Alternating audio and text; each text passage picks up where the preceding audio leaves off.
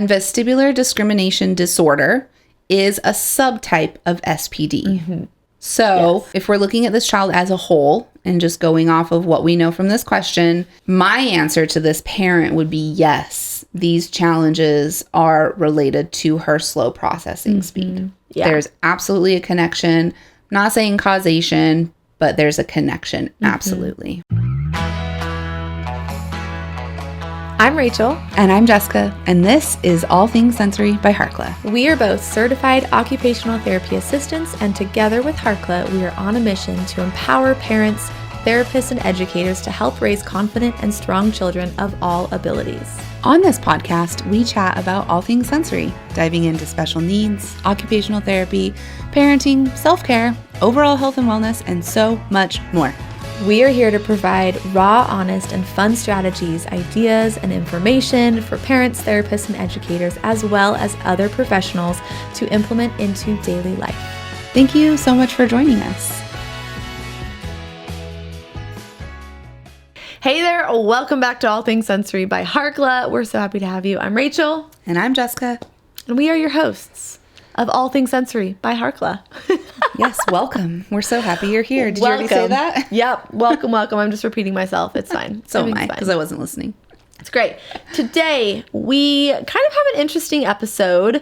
It's interesting and unique. I know. They all are. We wouldn't be sharing this episode with you if it wasn't interesting and unique to us. That's true. So, you're welcome. Yes. The episode kind of goes along with a question that we received, and we wanted to build our episode based around this question. Mm-hmm. So do you want to read the question? Yes. So this is a question from a podcast listener. We actually have a form in the show notes that you can fill out if you have a question that you want answered on the podcast. So the question is, we live in Switzerland, which is slightly behind the times in neurodiverse diagnoses. Our daughter is 8 years old, and the psychologist has said that she would diagnose her with SPD if possible, but it's not an official diagnosis. It says in Switzerland, they won't give a standalone diagnosis without autism, and her daughter does not have an autistic profile. An OT has also observed that her daughter is cross-dominant and has vestibular discrimination. Her teachers have commented that she has extremely slow processing skills. So we know our daughter is dealing with many challenges and is probably over-challenged and overstimulated every day. To what extent do you think the above inhibits her learning ability? And what connection is there to these things and slow processing?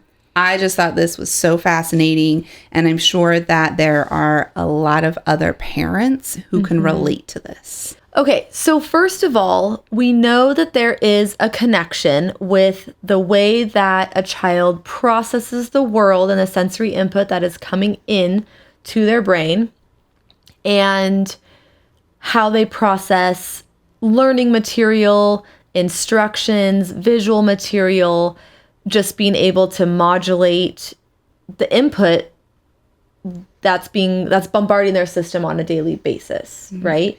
I mean, we've talked about the pyramid of learning before. Yes. And that's really what we're describing here. So the pyramid of learning has the foundation, which is primitive reflexes, sensory development, motor development. And then at the top of the pyramid is the cognitive, executive functioning skills. And you can't have a good, strong top part of the pyramid if the base is not strong. Exactly.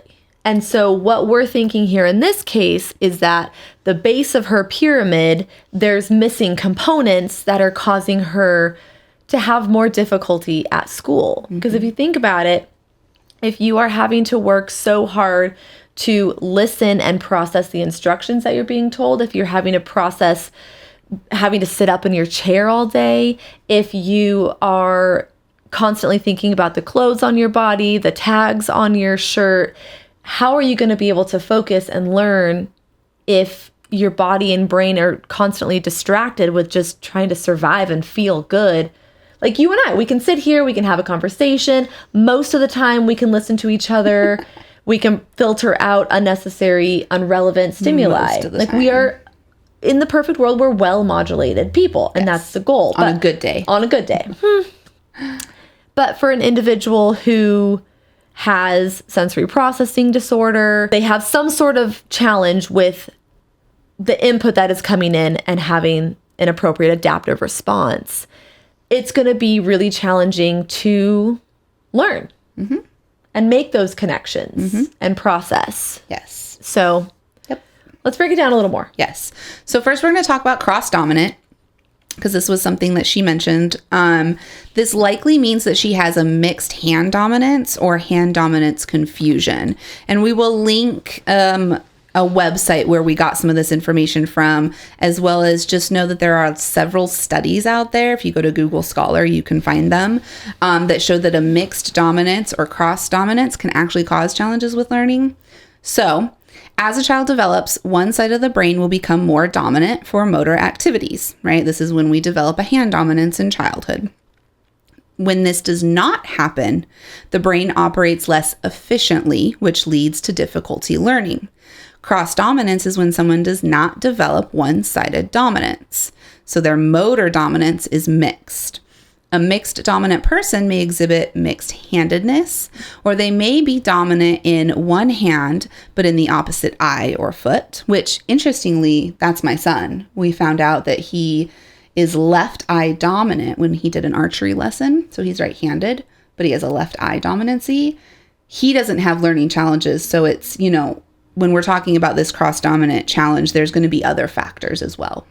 Well, would that mean that I'm cross-dominant then? Because you do some things left-handed. I do. I right-handed. I throw left-handed. I hit left-handed. You might be mixed dominant. Oh. Explains everything. Anyways, so someone with cross-dominance may even switch dominance depending on the task. For example, they might write with their right hand and eat with their left hand. But in that regard, I feel like if, we've seen kiddos that we worked with who will start writing with their left hand and then switch in the middle and write with their right hand, because they can't cross midline, or one hand will get tired, so they'll switch to the other hand. And that's the challenge that we're referring to, not necessarily me or Logan, who writes right-handed and throws left-handed, right? Yeah, I do think that there's going to be other factors when it comes to something like this, right? Like, this is definitely in the brain. The brain is not firing across both sides. We're not getting that midline crossing with those neurons that are firing back and forth. So maybe, obviously this is just speculation, but maybe your brain is still firing to both sides. You just have a stronger side for different things. Maybe. Anyways, it's not about me. It's about our client here. So with this being the case, I also kind of take it back to primitive reflex integration, because we know that the ATNR splits the body in half. Left versus right. Exactly. Left versus right. So if a child has a retained asymmetrical tonic neck reflex, then it could be inhibiting that hand dominance from being acquired as well. Which, interestingly enough, we go back to talking about Logan, right-handed, but left eye. It's not about Logan and I. No, I'm just kidding. But left eye. I think it's still good to talk about, though. It's the best. Yeah. He's right-handed, but left eye dominant. Last time I tested him, it's been about 2 years since I tested his primitive reflexes, but I still have the video of testing his ATNR, and he does have a slightly retained ATNR, or he did 2 years ago. Yes. So maybe there's a connection there. But again, and this goes back to whenever we talk about retained primitive reflexes in general, it's not causing functional challenges for him. Correct. So if we do see these things like mixed dominance, cross dominance, or retained primitive reflexes, we always want to keep in mind, like, what's the functional implication? How is it affecting them in their daily life? Is it affecting them in their daily life? In this case, it is affecting her daily life. Exactly. So I just think about the ATNR too, because there is some research that explains the connection between learning challenges, ADHD type symptoms, and a retained ATNR, as well as STNR. There could be a whole reflex situation that we need to look into, but that's another core component that I would be looking at as well. Yeah, I think when we go into our suggestions, that's one of them. Yes, it is. Yep. So keeping in mind that I think I mentioned this already, but there are several studies showing that mixed dominance or cross dominance can cause challenges with learning. So in this case, her cross dominance is likely impacting her. So we should provide intervention to help and to give her, whether it's intervention, whether it's accommodations or strategies, we should try to help however we can. So let's talk a little bit about vestibular discrimination, because she did mention that she was having some vestibular challenges as well. So when we think about vestibular discrimination, we think about challenges understanding movement, low muscle tone or high muscle tone. I'd be curious to see what she looks like. Whether she has lower muscle tone or higher muscle tone. Left-right discrimination is a big part of the vestibular sense. Which is also, there's a connection to that mixed dominance. Exactly. And then postural control, balance, like that core stability. All of that is connected here to the vestibular system. And vestibular discrimination disorder is a subtype of SPD. So we're looking at, if we're looking at this child as a whole and just going off of what we know from this question, my answer to this parent would be yes, these challenges are related to her slow processing speed. Yeah. There's absolutely a connection. I'm not saying causation, but there's a connection. Absolutely. Yes. So we talked about the pyramid of learning. We know the connection there, having a strong base in order to have those higher academic skills. There's likely some pieces of her pyramid that either are underdeveloped or they're missing. We need to strengthen, we need to improve. And so some strategies that we want to look into, we want her to look into, we want, I don't know if I'm assuming there's OTs over there. Maybe we could look into OT. I think she said something in the question about an OT, but she didn't say if it was just an evaluation or a screening or receiving services. I don't know. Okay. So what we're going to try to do is add more movement into the day, add more vestibular input, add more vestibular input for her to process and modulate. We want to include more balance activities, more postural control activities. So swinging, jumping, balancing, crawling, swimming, rock climbing, merry-go-rounds, teeter-totters. What else? Rolling. A lot of this is going to go into our next one, which is bilateral integration activities. A lot of those activities that Rachel just talked about are also bilateral integration. So we want to make sure we are incorporating more activities that use both sides of the body, left and right, as well as crossing midline. So making sure that we're getting activities going that have the arms crossing midline, the legs crossing midline, the eyes crossing midline. So things like cross crawls, infinity loop tracing. We have a full YouTube video with bilateral integration activity ideas. So we'll link that and podcasts. So we'll link those in the show notes for those specific activity ideas. But I think really focusing on vestibular, bilateral coordination, and then we added in metronome activities as well. I think metronome activities can really help the auditory processing sense, which if she is having a hard time in school as a slow processor, I'm curious what her internal timing looks like. Can she process rhythm? Is she aware of that internal timing? How's her time management skills? How are her organizational skills? How is her ability to keep a rhythm? Can she clap with the metronome at 60 beats per minute with good rhythm? Can she say the alphabet with the metronome at 120 beats per minute every other beat? So some of these underlying activities I think would be really beneficial. We do have another course that I honestly think would be beneficial to include. It's our multisensory processing course. It's pretty simple, but it just goes through, right now it's 30 activities using the metronome and using other household items that could be beneficial to just work on timing, sequencing, that multisensory processing. So I think that would be helpful. Absolutely. We already mentioned primitive reflexes, so we would definitely want to look and see what primitive reflexes she has retained and then start addressing those with a home program. We would also want to look at a therapeutic listening program because this is great to like almost retrain the brain. There are a couple of different ones out there that we really like. We'll link them in the show notes. I'm also thinking, Can we rule out auditory processing disorder? If there's the availability to get testing in Switzerland for auditory processing disorder, I think that test starts at 6 years old. It's either 6 or 7. 6 or 7. That could be something to rule out. But one of those therapeutic listening programs, the metronome programs, those would be really beneficial regardless. Whether it's auditory processing disorder or not, we're still going to implement these strategies and these activities. Yep. And the last thing we have here is to look into vision therapy, because if she does have that cross dominance and she does have vestibular challenges, chances are her ocular motor skills are not developed as much as we would want them to be. Maybe she has challenges with reading and writing, ball skills, navigating her environment. So we want to look at those ocular motor skills, see if it's possible to get tested to check her ocular motor skills, and then potentially get into a vision therapy program. I would also be curious to know about her developmental milestones as a baby. Did she crawl? I knew you were going to say that. How much tummy time did she get? Exactly. How early did she walk?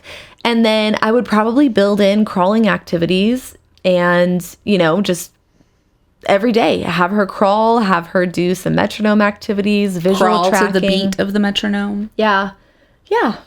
All the things. Hopefully this doesn't overwhelm you, because this is a lot. But as therapists, this is just kind of where our brains go. Like, okay, this is what we know. Let's try to unravel the symptoms and see where we can get. If possible, I would work with a functional medicine doctor. I would, maybe get some blood work, look at nutritional deficiencies. If we're really looking at the child from the whole, let's make sure we can rule out any underlying medical concerns or any barriers. We always want to make sure we rule out. Yep. So if whoever left this question, the form that we use for these questions is anonymous, and so we don't know who this person is. We just know they're from Switzerland. Thanks for submitting the question. If you are listening to this, we really hope it was helpful. Feel free to reach out to us and let us know if this was helpful or not. And if you want to ask us a question, you can fill out the form in the show notes. Yes. Don't forget to leave a review on iTunes, on Spotify if you're listening. If you're watching on YouTube, click the like button. Make sure you're subscribed and leave us a comment on our YouTube video. And thank you for being here. Was that it? Was that it? No, you were supposed to say, okay, bye. Okay, great. Yeah. Okay, bye. Good luck editing that. Thank you so much for listening to All Things Sensory by Harkla. If you want more information on anything mentioned in the show, head over to harkla.co/podcast to get the show notes. If you have any follow-up questions, the best place to ask those is in the comments on the show notes, or message us on our Instagram account, which is at harkla_family or at All Things Sensory Podcast. If you just search Harkla, you'll find us there. Like we mentioned before, our podcast listeners get 10% off their first order at Harkla. Whether it's for one of our digital courses or one of our sensory swings, the discount code SENSORY will get you 10% off. That's SENSORY.